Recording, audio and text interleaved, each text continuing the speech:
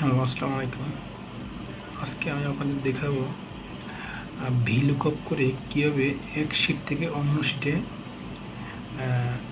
এলোমেলো ডকুমেন্টস সাজানোর সাথে সংযুক্ত করবেন। তো সেটা করার জন্য আমি আপনার সাথে বেশি সময় নষ্ট করব না। তো চলুন দেখি কীভাবে করা যায়। এটা করার জন্য প্রথমে আপনাকে যে শিটের সাথে লিঙ্ক করবেন সেই শিটে গিয়ে লিখতে হবে VLOOKUP করবেন, যেটা দিয়ে আপনি লিঙ্ক করতে চাচ্ছেন।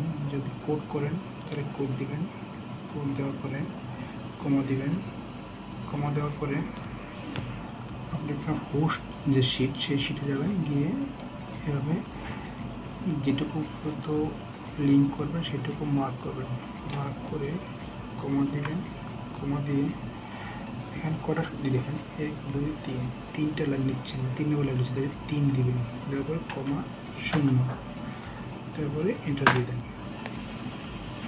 দেখেন লিঙ্ক কিন্তু হয়ে গেছে।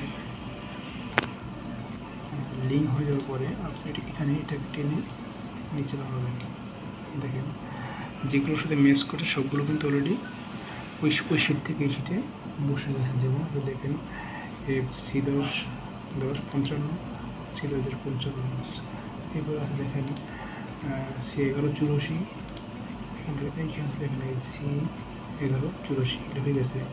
ঠিক সেমভাবে এই পাশের শিটটা আপনি যখন করবেন ঠিক সেমভাবে আবার লিখবেন VLOOKUP।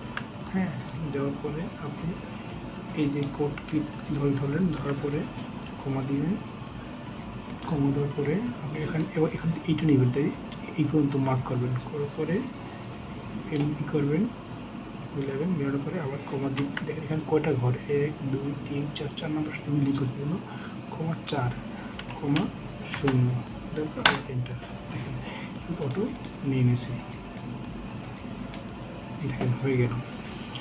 এভাবে আপনি VLOOKUP দিয়ে কাজ করতে পারেন, যাতে আপনি এক্সেলের কাজটা আরও সহজ হয় এবং অল্প সময়ে আপনি কাজটি করতে পারতেছেন নির্ভুলভাবে। আমার ভিডিওটা ভালো লাগলে অবশ্যই লাইক শেয়ার করে দেবেন, চ্যানেল সাবস্ক্রাইব করে দেবেন। আসসালামু আলাইকুম।